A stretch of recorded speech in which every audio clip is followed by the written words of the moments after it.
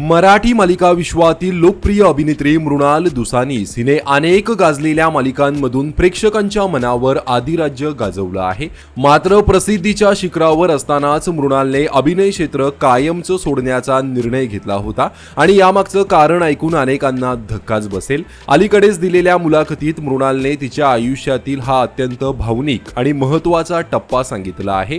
ती म्हणाली की आई होणं तिच्या आयुष्यातील सर्वात मोठी आणि जबाबदारीची गोष्ट होती। एका आईवर किती जबाबदाऱ्या असतात हे स्वतः आई झाल्यानंतरच तिला खऱ्या अर्थाने समजलं। मृणालने सांगितलं की ती ज्या मालिकेमध्ये काम करत होती त्याच काळात तिने मनाशी ठरवलं होतं की आता अभिनय क्षेत्रातून बाहेर पडायचं, हीच तिची शेवटची मालिका असेल आणि त्यानंतर ती पुन्हा कधीच कॅमेऱ्यासमोर उभी राहणार नाही। लग्नानंतर ती पतीसोबत परदेशामध्ये स्थायिक झाली होती आणि अभिनय विश्वापासून पूर्णपणे दूर जाण्याचा निर्णय तिने घेतला होता। मात्र आयुष्य हे नेहमी आपल्या योजनेनुसार चालत नाही। परदेशात असताना तिला ती आई होणार असल्याची आनंदाची बातमी मिळाली। हा क्षण तिच्यासाठी अत्यंत खास होता। आई होण्याचा आनंद तिच्या आयुष्यात नव्या आशा आणि नव्या भावना घेऊन आला। पण बाळाच्या जन्मानंतर परिस्थिती बदलू लागली। परदेशात आपली माणसं नसणं, बातचीत करण्यासाठी जवळ कोणी नसणं आणि नवरा कामात व्यस्त असणं यामुळे तिला एकटेपणाची जाणीव होऊ लागली।